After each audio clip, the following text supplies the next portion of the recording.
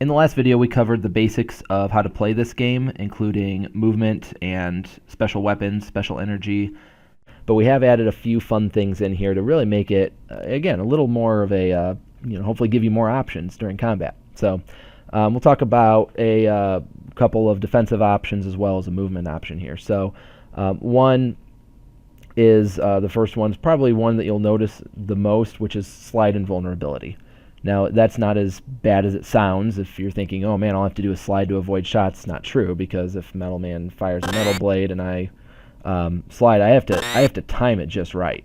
So if I slide into it, you can see my slide animation still going. In fact, right there, the slide invulnerability window is 10 frames. And so if my invulnerability runs out in the middle and I'm sitting on top of a projectile, I will get hit, which is what happened on that last strike.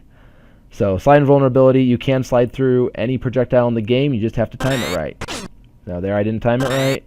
They're a lot closer.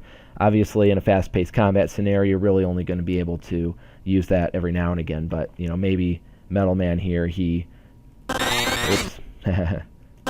throws something like that and I can get through a wall of projectiles by sliding through. So that's slide invulnerability. Again, 10 frames from the start of the slide animation. That's how many frames of vulnerability I get. Now, hit stun canceling. So again, we are down to 30 frames. So if I get hit, that's 30 frames of me being invulnerable, and actually 20 frames of me falling backwards. So really, it's 20 frames of being stuck, and then 10 more frames of invulnerability. You can see the vulnerability doesn't last very long. So what hit stun canceling does is it keeps my invulnerability timer the same, but it actually frees me up a little bit faster. So instead of being stuck for 20 frames, I'm only stuck for really down to 5 frames. It really just depends on when I trigger this. So the way I trigger it is by hitting the jump button. Can't jump while I'm in hit stun, so that was the button of choice. And I have between, not the first 5 frames, but between frames 6 and 20 to hit that jump button to try to get some of those precious frames back to free me up to do things. So let's see if I can do this on first try here. So no, that wasn't it. There. So you saw that by getting hit and then hitting the jump button, I can actually get through it pretty quickly. So you have to hit the jump button right when you get hit, and that'll free you up to continue. So that's, as I said earlier, it's thinking of this when I said defensive option, it's really more of an offensive option. It's really a way to get back to attacking people. You can't cancel all of it. You are stuck for 5 frames. There is a reward for the other person hitting you. It's enough time for them to maybe, if they were in the air, to land before you can shoot back at them and they can possibly get away. But obviously a lot better for you to be only stuck for 5 frames rather than being stuck for 20. The last element. So I mentioned Super Smash Brothers. I was part of that community for a long time, and one big movement option in Smash Brothers is the wave dash. So what wave dashing is, it's a way to basically slide your character backwards. If I'm trying to get away from Metal Man, the only way I can get away is by turning around and running away from him. And I can't shoot at Metal Man. I can maybe do one of these type of things, right? But I can't really get away from him without looking away.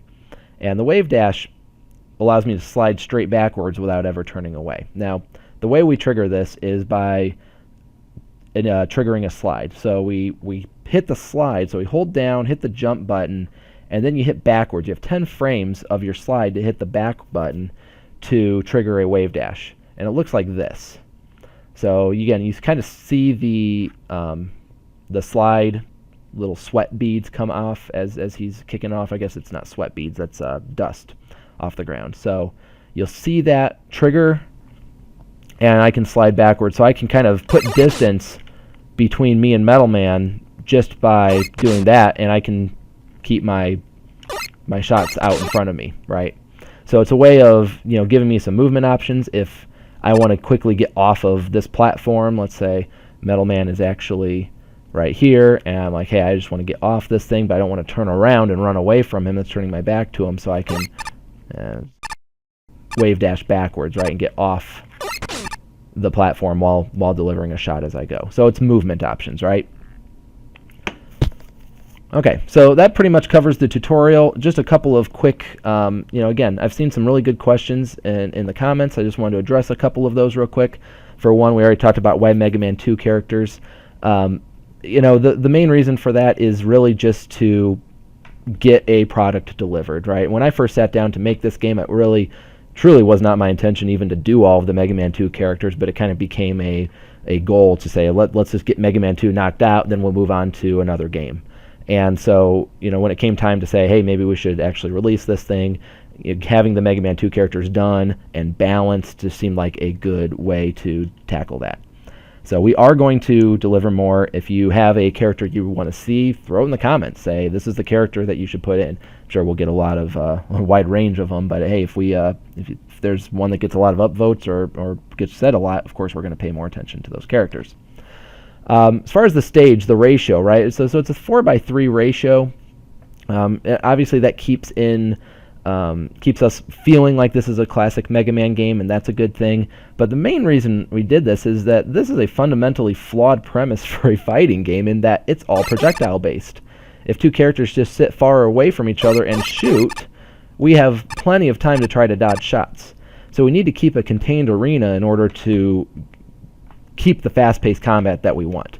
And I think what you're going to find with stages this size is every now and again you might find yourself trying to chase after somebody who's shooting at you, but for the most part you've got enough options to deal with it that if you're the better player, you'll be able to overcome a positional advantage and knock the other guy out. Okay. Last but not least, this is more just funny. I saw somebody comment, boy, a lot of the scenes in that trailer are really only 2 or 3 characters. Can you even play 4 characters? Outside of teams play? And the answer is, of course, yes, we can definitely do 4 players. When I was filming the teaser trailer, my 2 sons were helping me out with that. It happened to be 3 of us, or maybe 2 of us at a time, and I probably should have recruited a 4th person to film some scenes with me, so don't let that alarm you.